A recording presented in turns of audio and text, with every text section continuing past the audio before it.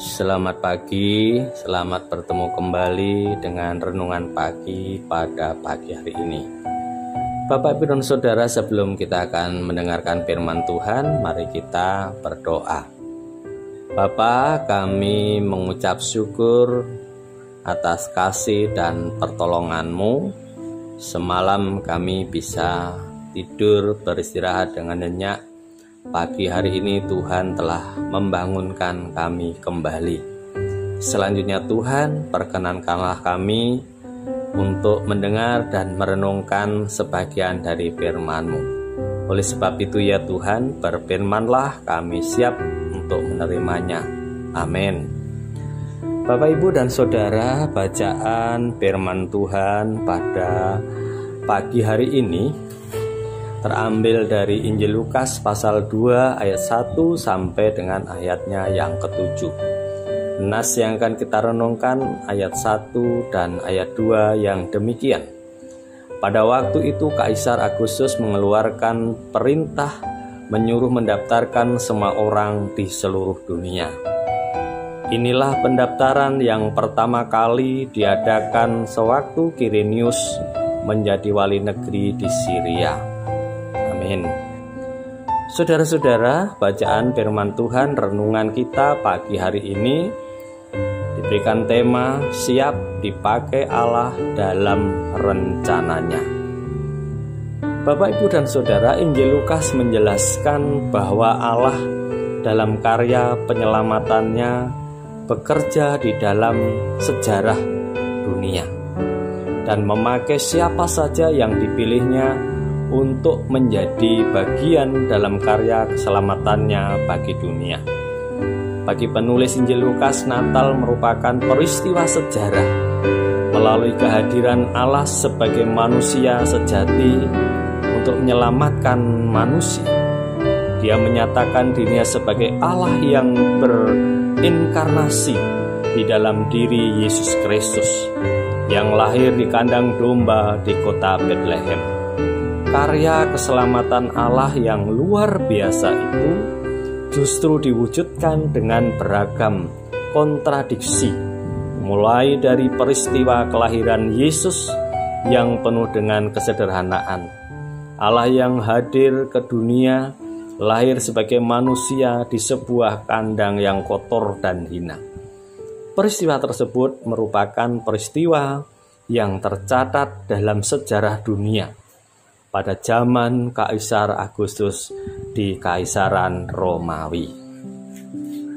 Saudara-saudara yang dikasihi dan mengasihi Tuhan Yesus Kristus, peristiwa kelahiran Yesus dalam Injil Lukas diceritakan oleh Lukas dengan ringkas dan sederhana dan memulainya dari perintah sensus yang dikeluarkan oleh Kaisar Agustus yang menyuruh mendaftarkan semua orang di seluruh dunia pada ayat 1. Lukas menempatkan kelahiran Yesus dalam sejarah dunia, yaitu pada masa zaman kekaisaran Romawi yang dikenal pada zaman itu meliputi seluruh dunia, diperintah oleh Kaisar Agustus. Kaisar Agustus dihormati sebagai kaisar yang agung dan mulia, dianggap sebagai juru selamat, pembawa berkat dan kemakmuran bagi Romawi. Pada zaman itu jugalah lahirlah Yesus sebagai juru selamat dunia, Raja yang agung, Raja damai yang membawa damai bagi dunia. Jika Kaisar Agustus dianggap sebagai juru selamat bagi orang Romawi, tapi keselamatan yang diberikan hanya sebatas berkat dunia dan kemakmuran, itu terbatas hanya bagi orang-orang Romawi saja. Sebaliknya, Yesus adalah juru selamat dunia yang membawa keselamatan bagi dunia, membawa damai sejahtera bagi dunia, tidak hanya menjamin kehidupan sementara di dunia ini, tapi Yesus Kristus yang lahir itu menjamin kehidupan yang kekal di surga. Saudara-saudara, dari kisah di atas kita dapat melihat Dengan adanya sensus ini, Yusuf dan Maria harus pergi ke Betlehem, sehingga akhirnya Yesus lahir di Betlehem. Hal ini menggenapi nubuat Nabi Mika dalam Mika 5 ayat 1 yang berbunyi, "Tetapi engkau, hai Betlehem Efrata, hai yang terkecil di antara kaum-kaum Yehuda, daripadamu akan bangkit bagimu seorang yang akan memerintah Israel, yang permulaannya sudah sejak purbakala, sejak dahulu kala." Tanpa disadari, ayat ini benar-benar bahwasanya sensus itu membuat dalam sejarah Alkitab tergenapilah apa yang dinubuatkan oleh para nabi. Bapak, Ibu, dan Saudara, tanpa disadari Kaisar Agustus melakukan sesuatu yang menyebabkan tergenapinya nubuat firman Tuhan.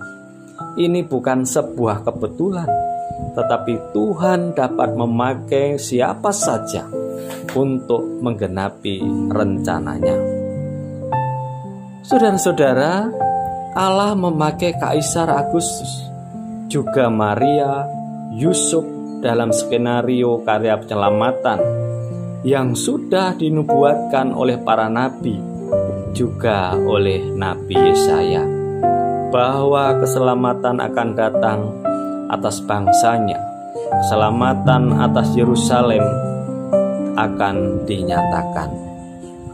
Saudara-saudara, melalui perenungan pagi hari ini, sekaligus kita di dalam merayakan Natal di tahun ini, Allah sanggup memakai siapa saja untuk melaksanakan menggenapi rencananya.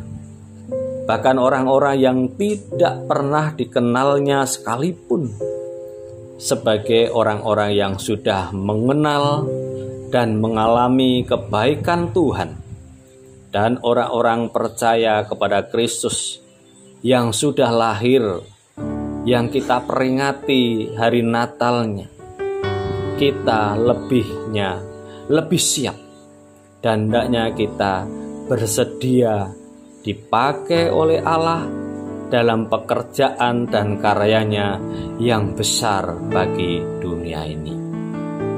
Oleh sebab itu, Bapak, Ibu, dan Saudara, marilah kita menjadi alat karya Tuhan dalam hidup ini, agar apa yang dipersiapkan oleh Allah, apa yang direncanakan oleh Allah, benar-benar terjadi di dalam kehidupan ini.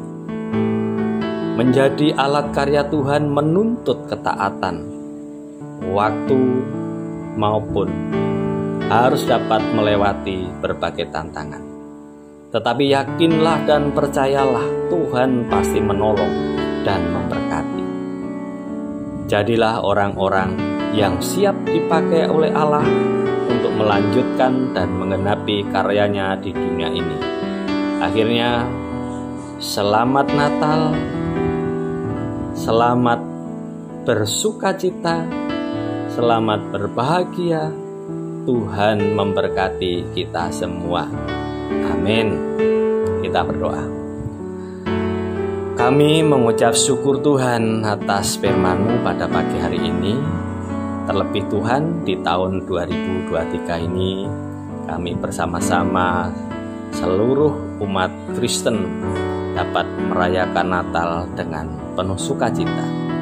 Kiranya Tuhan, kemuliaan di tempat yang maha tinggi dan damai sejahtera di bumi bisa dirasakan oleh semua umat manusia yang ada di tengah-tengah dunia ini. Dalam nama Tuhan Yesus kami berdoa dan mengucap syukur. Amin. Demikian Bapak Ibu, renungan pada pagi hari ini kiranya menjadi berkat. Selamat Natal, damai Kristus ada di tengah-tengah kehidupan kita. Amin.